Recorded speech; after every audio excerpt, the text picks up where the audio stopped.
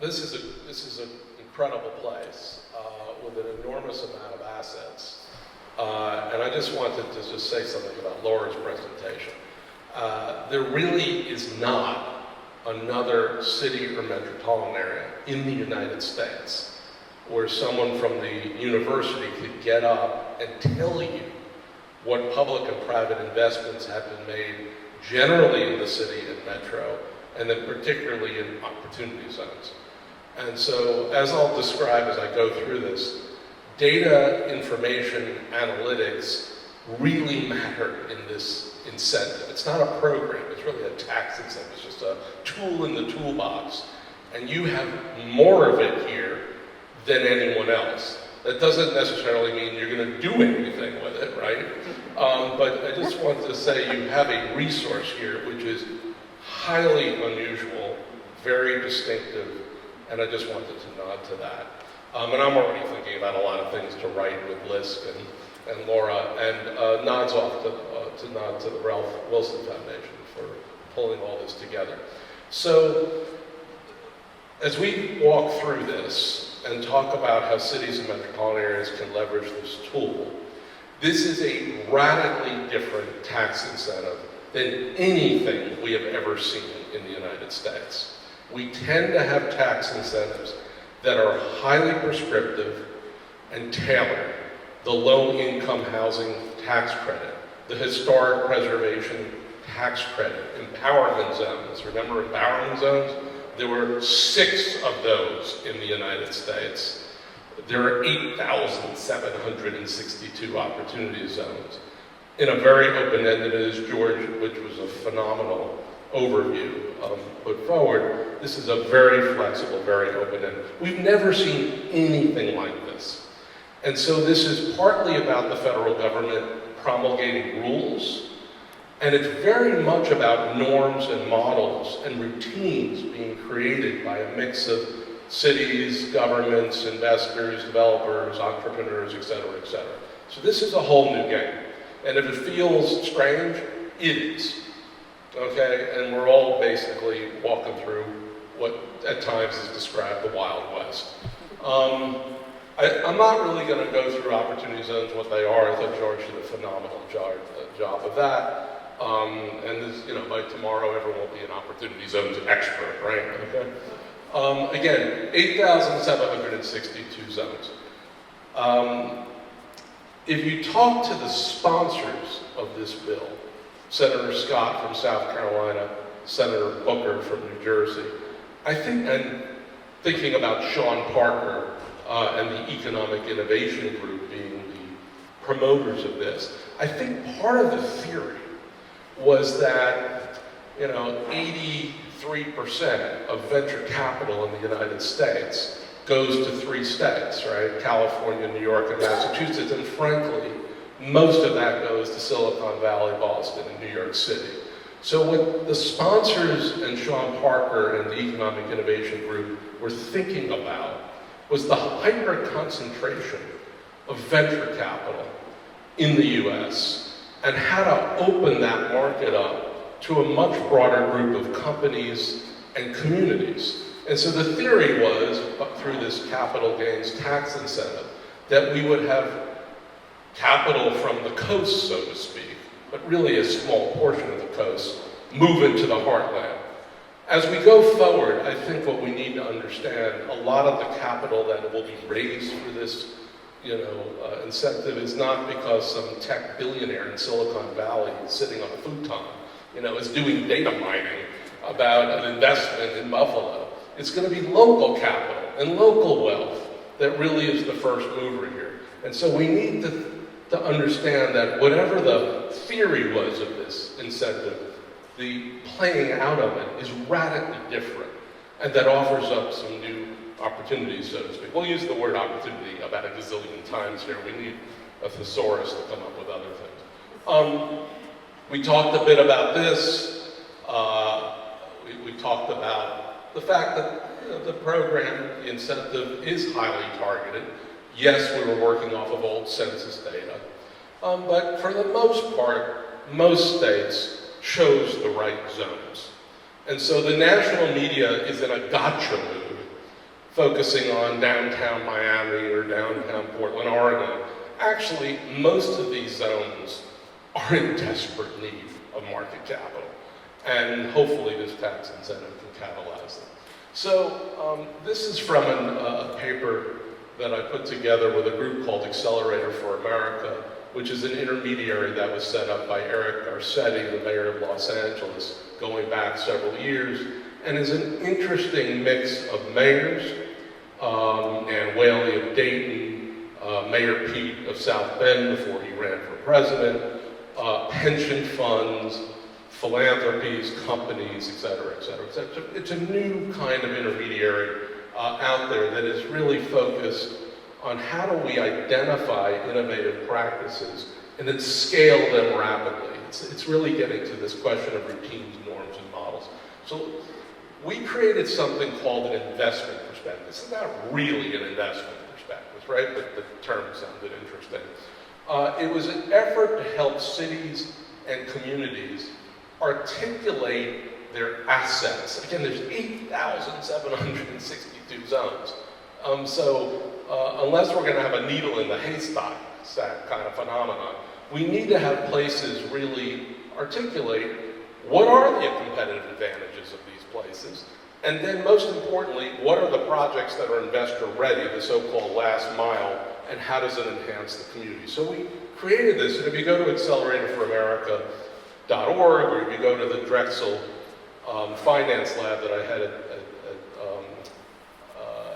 Drexel University, you can find dozens of these prospectuses out there. And we were trying to create essentially a diagnostic tool that could be easily adapted. So here are some observations and next steps. Louisville had one of the first ones in the country, and by the way, because they were a first mover, and they got it out so quickly last fall, I mean, dozens and dozens of investors started flooding the Louisville Economic Development Organizations with, hey, where are the deals? You know, because as Beatrice said, there's some real timelines here. So there is a first mover advantage to communities being very clear about what their possibilities are, and I'll come back to that, what that means for Buffalo.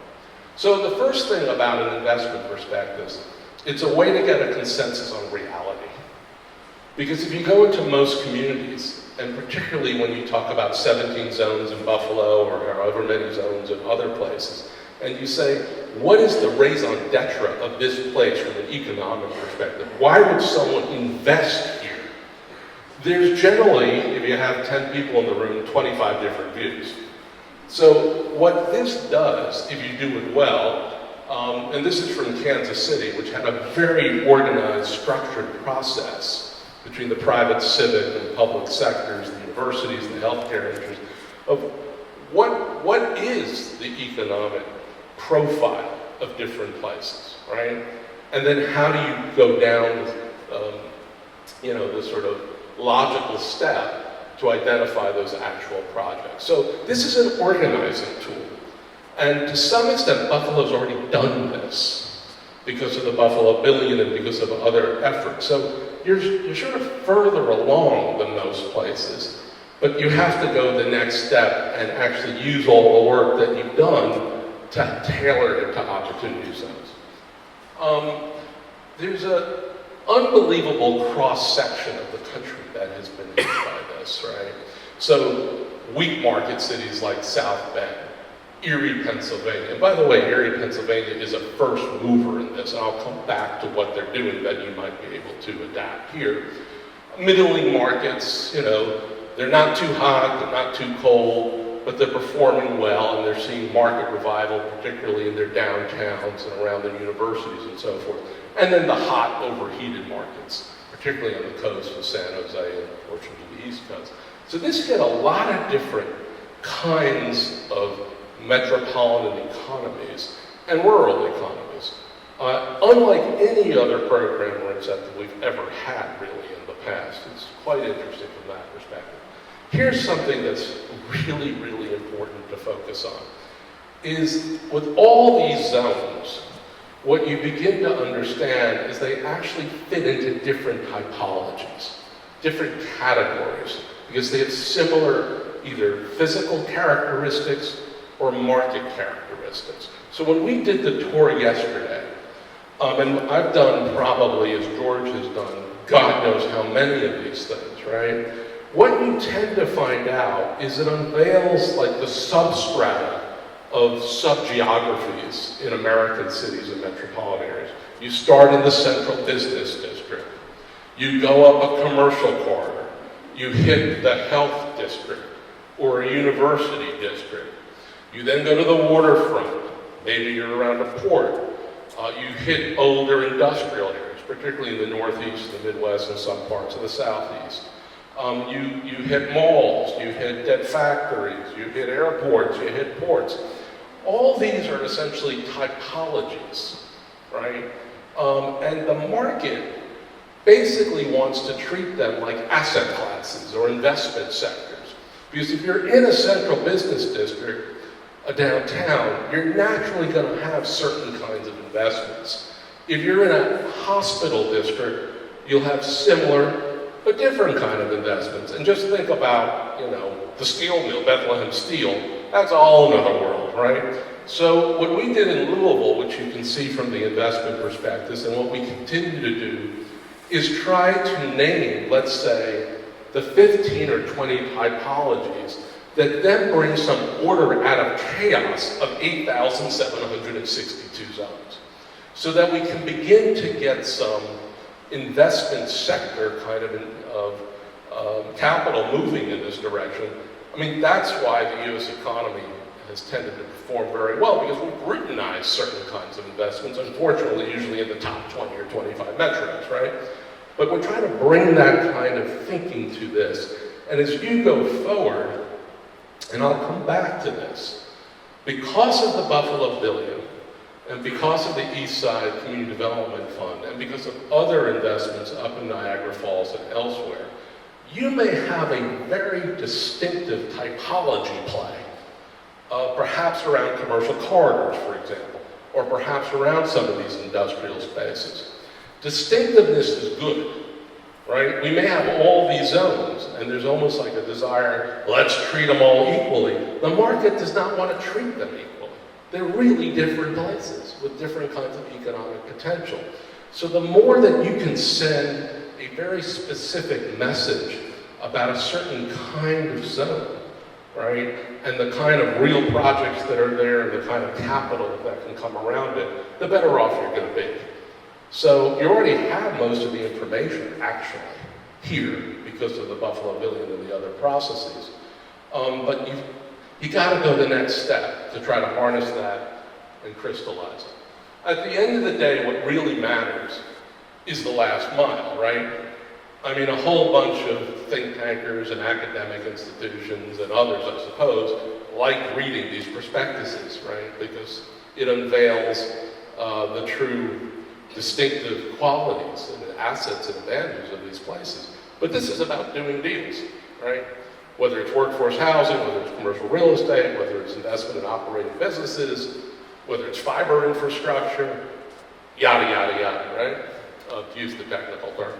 So in Kansas City, on the east side of Kansas City, which is on the wrong side, let's say, of the color line, right, where investment capital has not flowed for a very long period of time, we were able to identify real projects and real developers that had serious capital gaps.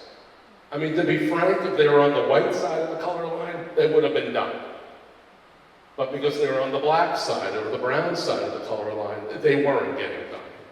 So we were able to identify some really interesting both deal concepts and actual deals to try to move local capital into these places, both for the developers and the entrepreneurs by themselves, but also for the projects.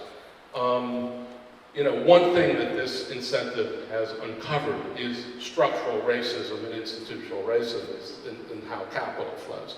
We just have to understand, we're not starting with a clean slate here. But by identifying individual deals and by doing the math, by figuring out the capital stack, the mix of equity capital, conventional debt, concessionary debt, public incentives. I mean, this is just math, really, at the end of the day. We're able to now get these deals over the finish line. And so another thing that will come out of the conversation today is do the prospectus, do them for particular kinds of zones, get to the deal, get to the math, and I'll come back to that. The final bit, which actually this place is incredibly sophisticated about, is the public sector and the philanthropic sector need to be in many of these deals. Not all of these deals, but when you're in a former industrial area, and in a market that is reviving, but still has a lot of issues, you're gonna have to have subsidy. Subsidy could come from many different kinds of sources. It could be the disposition of publicly owned land. It could be the disposition of church-owned land. It could be TIFs. It could be tax abatements. It could be any number of things. It could be state incentives. But all this needs to be made clear to investors and others, because they don't live in government land, and they don't live in acronym land, right? So one thing that Erie is doing, Erie, Pennsylvania, is trying to basically communicate in more simple ways about what the city and the county actually has available. The state of Pennsylvania, the Commonwealth, is less rich than New York State. So here the state matters more than most parts of the country. Okay, next steps. Bottom line, you need an investment prospectus, either at the city level, the county level, both, and with regard to particular zones. The more granular you become, the better. Prospectuses are just a platform tool, an organizing tool, but you've already started this at the city and county level. You've got to finish it. Perfect is the enemy of the good. These are living documents. They're not studies, they're not reports. They're meant to be platforms for action. So you've got the ability to do this, just do it, and then market yourself shamelessly. Okay, I mean, you know, we're Americans, right? We know how to do this. I will say there's a very large group of people who grew up in Buffalo, in the metro, who are obsessed with this place. Every time I meet someone from Buffalo, I say, what's the problem with you people? I mean, you know, the whole kind of zeitgeist of Buffalo is out there, and it could be that there are a group of people out there, if they have conduits for investment, they're coming back. They're not coming back to live here, they're coming back with their money. And so the prospectus is really important, both for the local wealth, but for all the people who grew up here and literally spend most of their time talking to their neighbors about how great Buffalo is. Of course, they don't live here anymore, but you know, go get that money, right? There's a data dividend to this, a huge data dividend. Those places that have more data and can pull it together in a very focused way are going to invite and entice capital. You have it here. I mean, you have it here more than anyone else. And by the way, capital follows capital.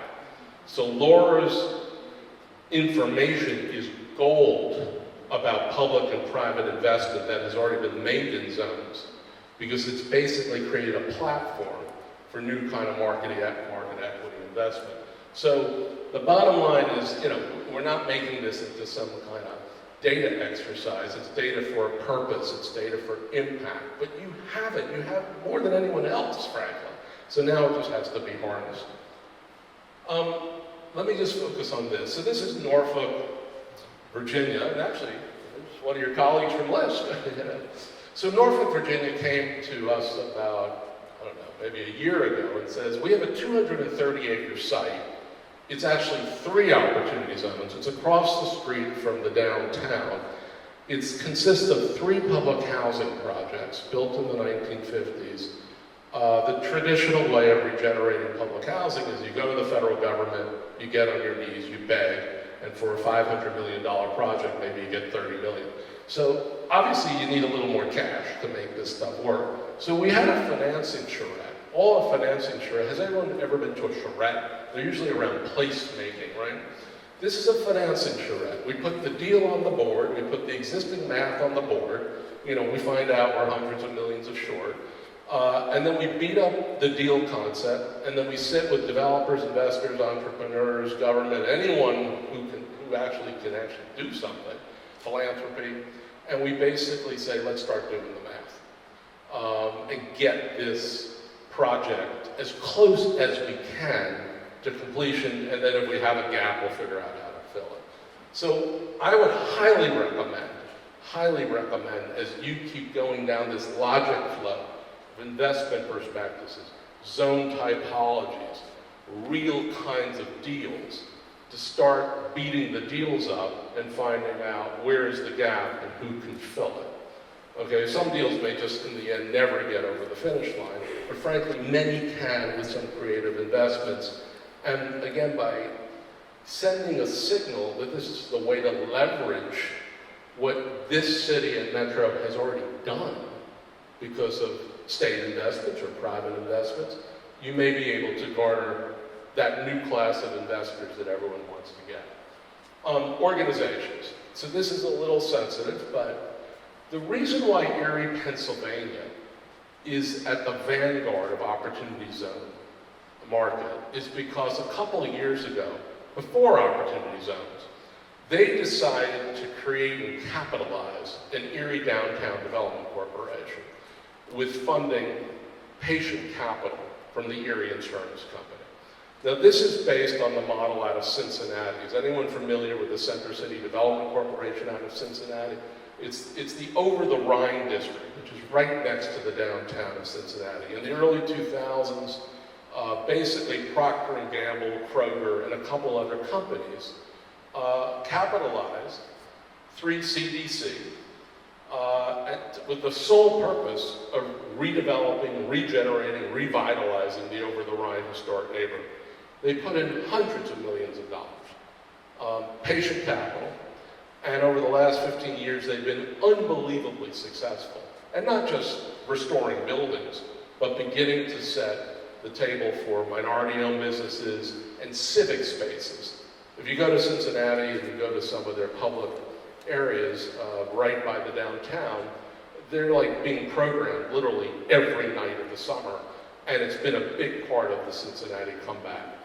Cities need organizations, private civic institutions that have capital, capacity, and community standing.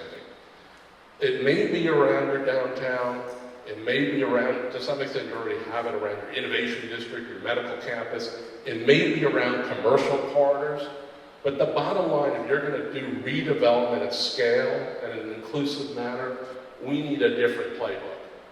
We need institutions that actually have capital to deploy and patient capital. So in Erie, if you go to Erie, how many people have been to Perry Square in the downtown of Erie, right? It's a great historic downtown. This Erie Downtown Development Corporation purchased all the buildings along Perry Square, right? And now they're gonna, so they did that with patient capital from Erie Insurance Company. Now they're gonna do the renovation of those buildings in accordance with the rules that George put forward, with opportunity zone equity, conventional debt, and a whole bunch of other parts of the capital stack. So having these institutions that have the capacity and capital, does Buffalo have them? Yeah, you have some institutions, particularly in the public side, but you have nothing like what Cincinnati has. I mean, nothing like what Cincinnati has. And I think that has to be part of this conversation. Or else we're just using another tax incentive, and 5 years later we'll wake up and use another tax incentive instead of having that platform institution that can really have an effect. And maybe this is about growing LISC. I mean, you know, and repurposing an existing institution. So this conversation has to happen because we're not going to get the kind of full-scale effect unless we have stronger institutions. The final thing is about health, energy, and social outcomes. A lot of these zones, a third of opportunity zones, are within a half a mile of hospitals and healthcare, right? A lot of what's going to happen off of zones relate to health, because the hospitals have a community benefit agreement and a motivation to reduce health disparities, right? They have a market motivation and a regulatory motivation. Energy. In California, when you go into opportunity zone conversations in California, because of a whole bunch of renewable portfolio standards and tax incentives, all they want to talk about is solar, energy efficiency, and the rest. That could be a big part of this, but we need to understand how that's working in California. You have a lot of robust incentives in New York State with NYSERDA. Can the norms being created in California move over into New York State? So there's a lot of possibilities in Western New York, right, to have this broader effect, but it ain't gonna happen by itself, right? It has to be thought through this capital stack perspective, through this financing charrette process, and again with that platform of data at the core. So bottom line, I think within the entire state, you are probably better primed to leverage this tool, because you're the only place that got the Buffalo billion. It really is in an alliterative term to give money to other parts. The Syracuse, that doesn't work. Syracuse billion, Rochester billion. The alliterative stuff works, right? So you got the Buffalo billion. But that also put in place not just the capital, but it also put in place a way of organizing your thinking about sectors and clusters in the advanced economy at one level, but about these spatial areas within the city and within the metropolis where this market capital wants to concentrate. And so there's just a new level of organizing off of what you already have done that I think could redound to your benefit in dramatic ways. And then quickly, within literally 3 months, the way this works on Twitter, LinkedIn, and every other social media engine we have, Buffalo will be seen like in the same category as Erie or Birmingham or Kansas City or any of the other, Louisville, the other cities I put forward.